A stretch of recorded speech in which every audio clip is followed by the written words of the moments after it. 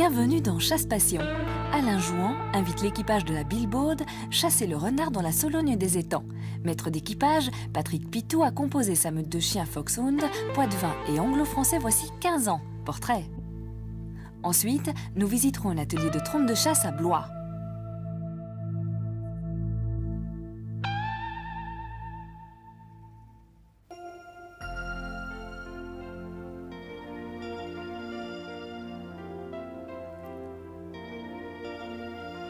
La Sologne est un pays d'étangs, de forêts et de landes de bruyères.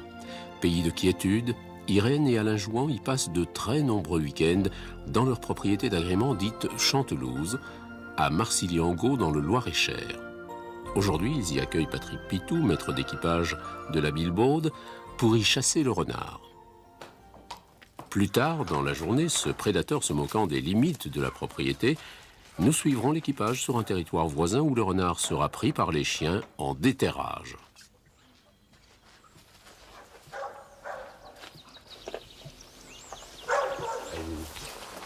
Alors Alain, nous sommes sur quel territoire? Chantelouze, Marcilly-en-Gault dans le Loir-et-Cher en France. C'est la Sologne en plein? C'est la plaine Sologne, c'est la région qu'on appelle la Sologne des étangs. C'est une région, là nous sommes sur un petit contrefort de la vallée de la Saudre. Et c'est la première partie en déclivité vers le bassin versant du Cher. Alors nous sommes chez vous. Oui. Vous connaissez bien votre domaine. Oui, je commence à Quel connaître. biotope est-ce que nous allons parcourir ce matin? Alors on va parcourir un biotope. Nous sommes en majorité en forêt. On a les 3/4 du territoire en forêt, le dernier quart en étang et plaine. Donc c'est un territoire qui est assez favorable pour le développement du renard. Et c'est pour ça qu'on a invité un équipage de renards, amis, à venir chasser aujourd'hui, où il fait très très beau. Alors, vous connaissez le type de gibier que vous avez sur le domaine?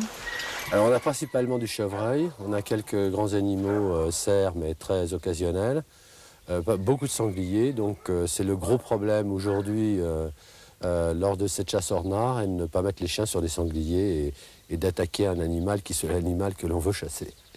Vous pratiquez différentes chasses? On pratique évidemment en premier la chasse du canard, puisqu'on est dans la Sologne des étangs. Donc c'est une saison qui commence au mois d'août et qui se termine fin janvier principalement. On chasse donc au fusil, à tir. On chasse à pied soit le lièvre à court ou le renard en déterrage.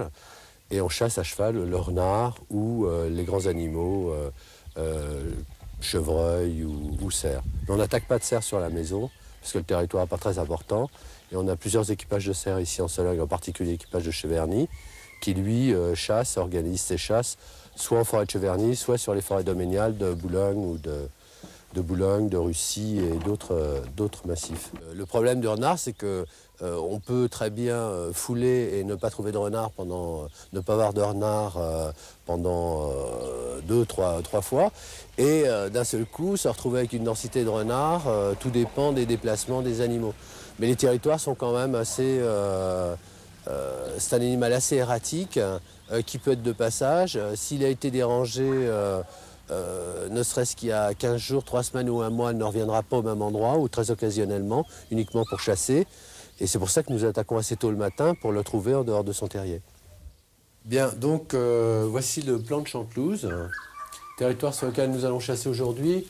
L'endroit où nous étions tout à l'heure est ici, les écuries sont là, le rendez-vous est ici.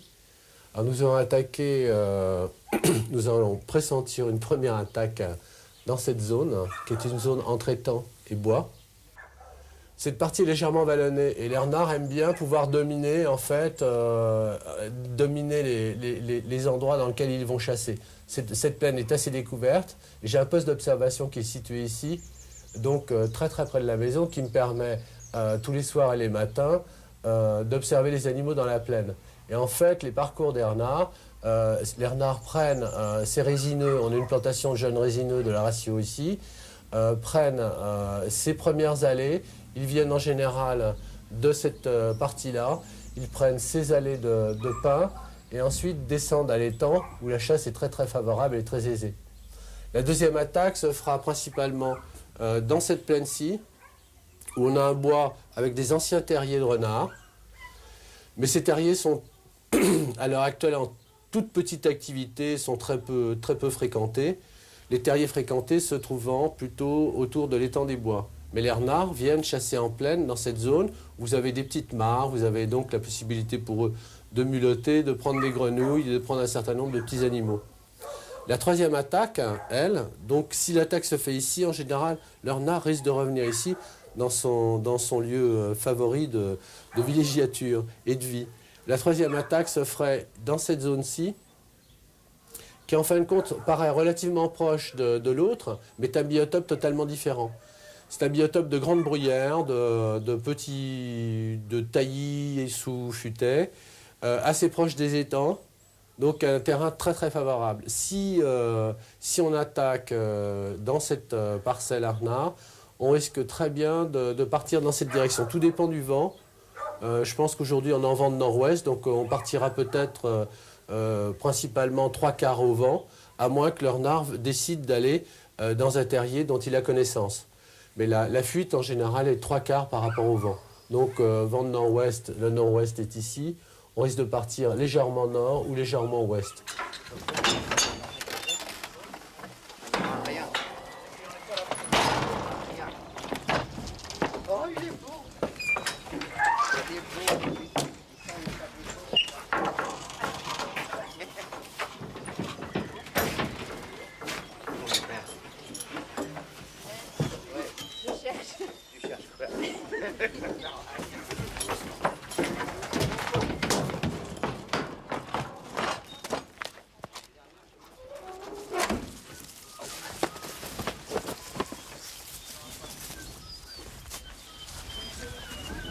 Alors Pitou, vous êtes maître d'équipage?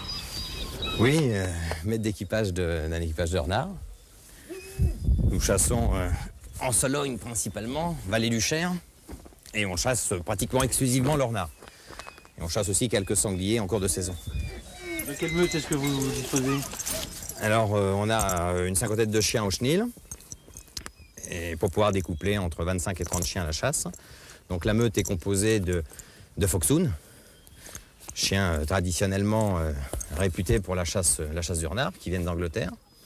Et on a aussi des chiens typiquement français, comme du Poitevin, et de l'anglo-français, qui sont un mélange de chiens français donc, et de foxhounds. Donc on a une meute qui est assez hétérogène, mais qui nous donne donc de grandes joies pour la vénerie du renard. Une meute explicitement fiancée au renard. Renard sanglier, qui sont des voies qui sont très proches. De toute façon, il est très difficile et apparemment pratiquement pas possible d'avoir des chiens qui ne chassent que le renard. La voie du sanglier et la voie du renard sont des voies qui sont très semblables. Donc les chiens de renard chassent aussi facilement un sanglier qu'un renard. Donc c'est un peu la difficulté dans notre région, c'est qu'il y a une grosse population de sangliers.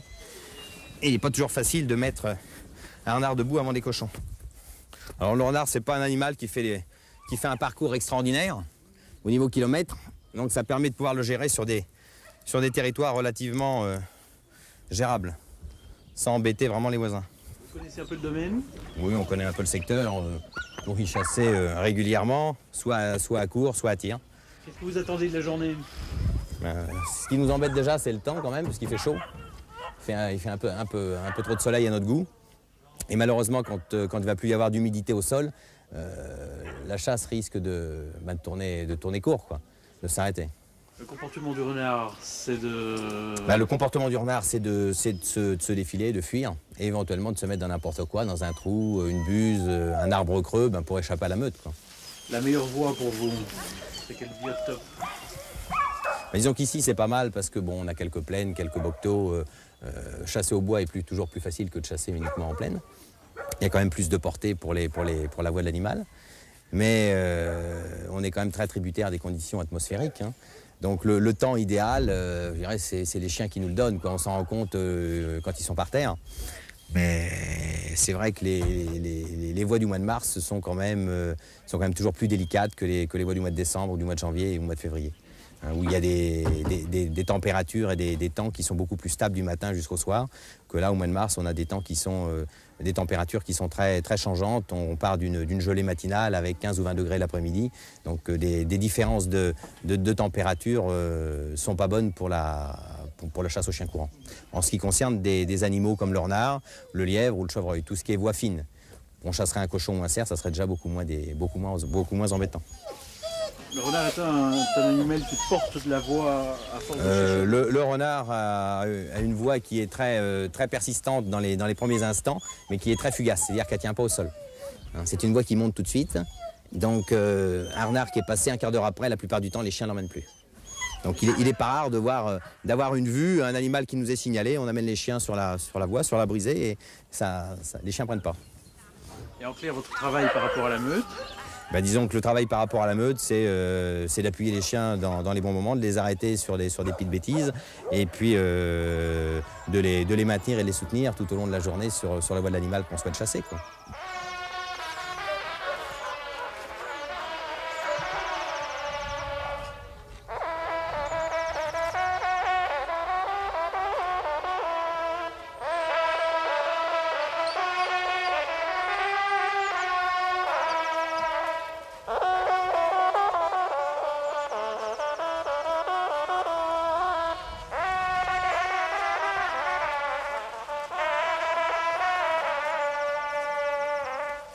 C'est la seule et unique chasse à courre au renard organisée dans l'année.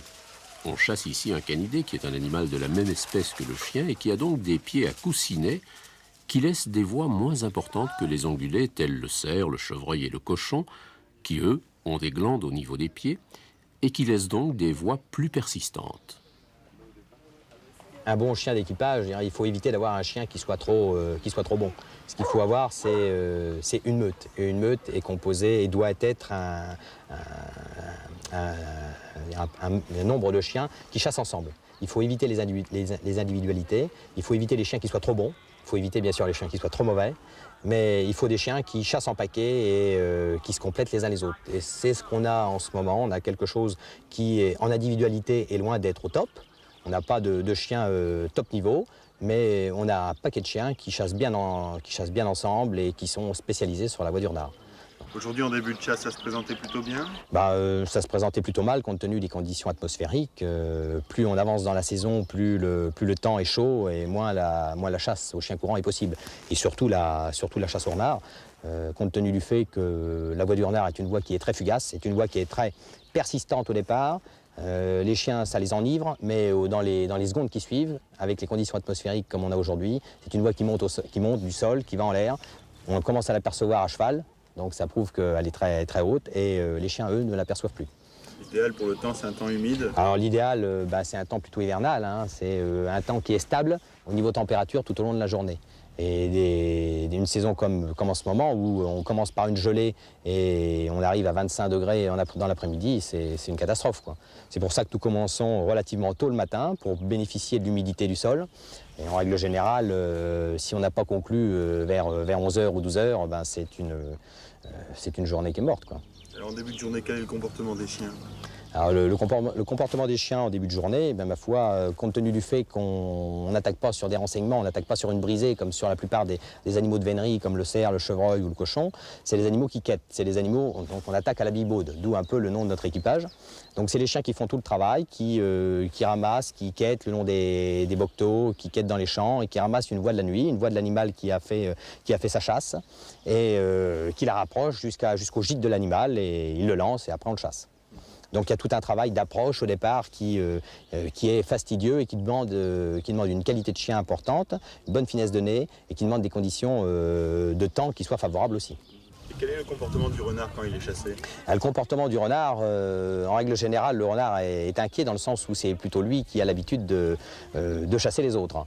Alors au départ c'est effectivement une fuite et puis une remise dans des ronciers assez impénétrables. Quand il voit que ça commence à cogner un peu fort, c'est uniquement la fuite. Et quand il voit vraiment que ça va très, très mal pour lui, il essaye de se mettre dans n'importe quoi. Donc ça peut être une buse, ça peut être un trou, ça peut être un arbre creux, ça peut être n'importe quoi. Aujourd'hui, ça a été le cas? Aujourd'hui, c'était le cas, ça y cognait très fort et on l'a chassé pratiquement 1 heure. Et bon, la dernière ruse qu'il a pu trouver, c'était de se mettre dans une buse d'étang. Alors à ce moment-là, il y a d'autres chiens qui interviennent? Effectivement, compte tenu du fait de la petitesse des trous, les chiens courants ne font que l'aboyer. Et nous utilisons à ce moment-là des fox, des teckels à poil dur ou des jack russell pour soit faire sortir l'animal du terrier, ou le mettre à la queue. Ça nous permet de pouvoir le prendre à la main, de le relâcher suivant le territoire. Il y a des risques pour ces chiens? Il y a des risques, bien sûr, il y a des risques de se faire mordre. Un chien qui est dans un terrier ou qui est dans une buse, il est, je dirais, à armes égales par rapport au renard. Les défenses sont les mêmes, la pression des mâchoires est à peu près identique, donc il y a autant de chances que le renard se fasse tuer que le chien, quoi. Et en principe, on a des chiens qui sont relativement prudents et qui aboient uniquement l'animal, c'est-à-dire qu'en principe, ils ne font pas prise. Aujourd'hui, on a eu un cas différent. Il nous fallait un chien un petit peu plus hargneux pour pouvoir justement sortir l'animal du trou sans avoir à briser la chaussée et à briser les buses.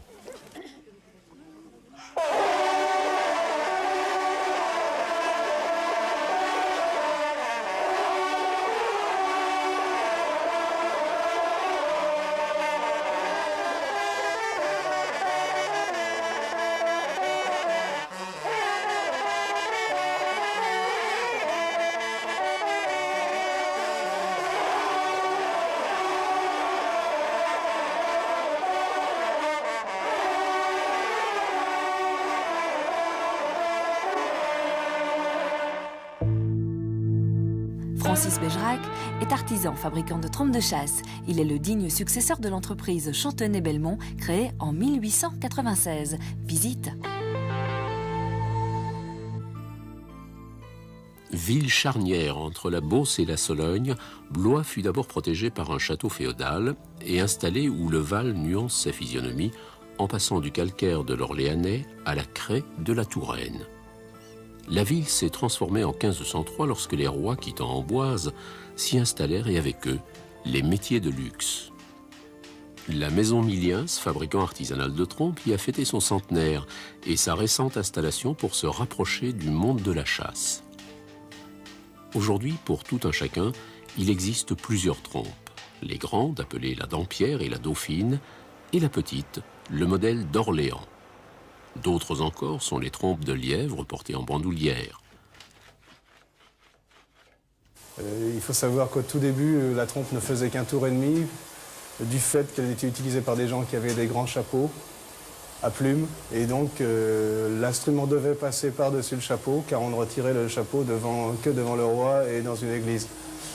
Donc, au cours des âges, l'instrument est devenu de 1 tour et demi à 2 tours et demi, parce que les grands chapeaux à plumes ont été remplacés par des tricornes, et qu'à ce moment-là, on pouvait réduire le diamètre de l'instrument, jusqu'au modèle qui est fait actuellement, qu'on appelle le modèle Orléans en 3 tours et demi, parce que maintenant, les chasseurs ont des bombes, et donc c'est très facile de le retirer plus aisément. Et c'est beaucoup plus pratique, surtout de l'avoir à cheval avec un diamètre inférieur.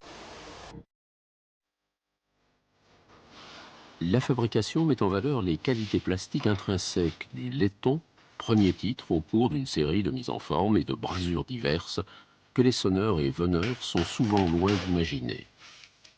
La fabrication de la bonne trompe de chasse, telle qu'elle est réalisée actuellement, est entièrement obtenue à partir de feuilles de laiton à plat de 0,3 mm d'épaisseur. Un découpage préalable permet d'obtenir les ébauchés avec lesquels la trompe, d'une longueur totale de 4,54 m, est réalisée en 5 parties. Le laiton est un alliage composé de cuivre et de zinc, qui donne donc sa couleur jaune, le cuivre étant rouge et le zinc blanc. Le pavillon, réalisé en 2 pièces découpées d'après un gabarit en forme évasée, est mis en forme par martelage à l'enclume. Ce martelage est effectué de l'intérieur de façon à évaser le pavillon. Entre chaque passe, le métal est rougi pour le recuire et donc le rendre mou, tandis que le martelage l'endurcit.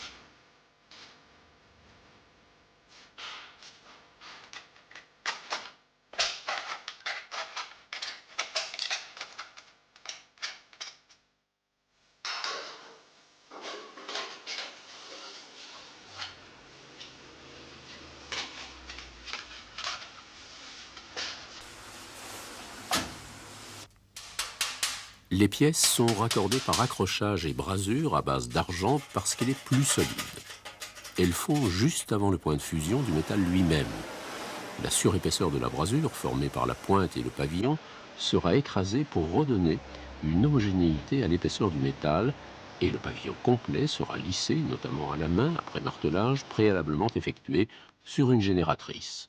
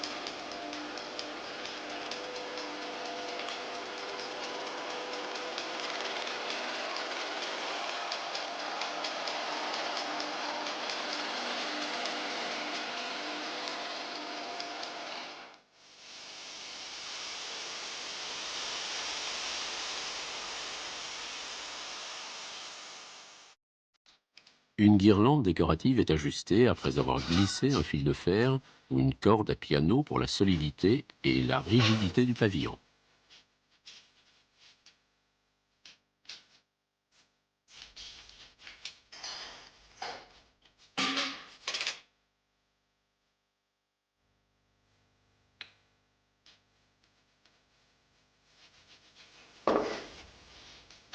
L'intérieur du cercle se plisse légèrement et il est nécessaire de le remarteler et de le limer.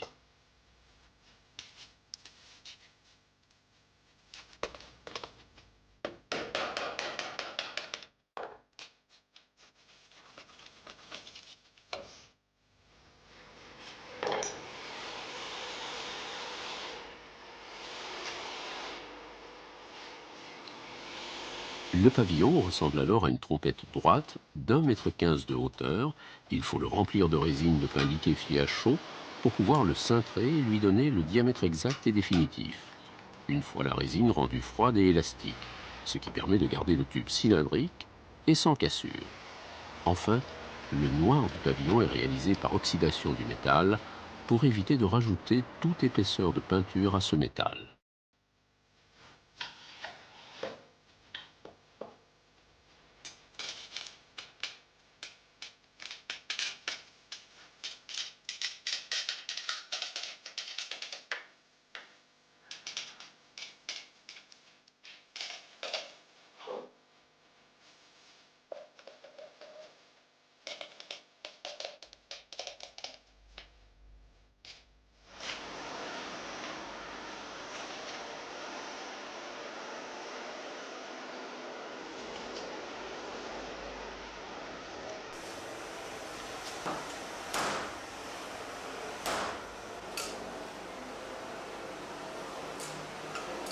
Les 4 pièces de laiton plus étroites sont étirées sur un mandrin conique grâce à l'emploi d'une filière en métal tendre qui s'agrandit au fur et à mesure de l'avancement et qui fait coller le tube sur le mandrin.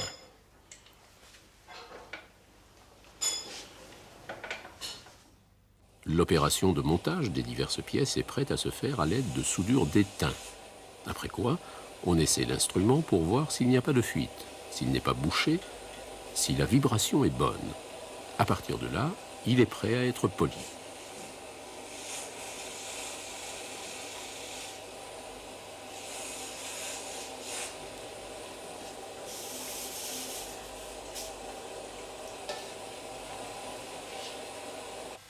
Le polissage final est la dernière opération d'une fabrication digne d'orfèvre et l'instrument de précision dont le son nostalgique charme parfois nos forêts est terminé et ne pèse que 840 grammes environ pour les mètres et 940 grammes pour les piqueux. Il se fait également des trompes de 650 grammes réservées aux virtuoses en partant de feuilles de 0,25 mm. C'est le Stradivarius du genre.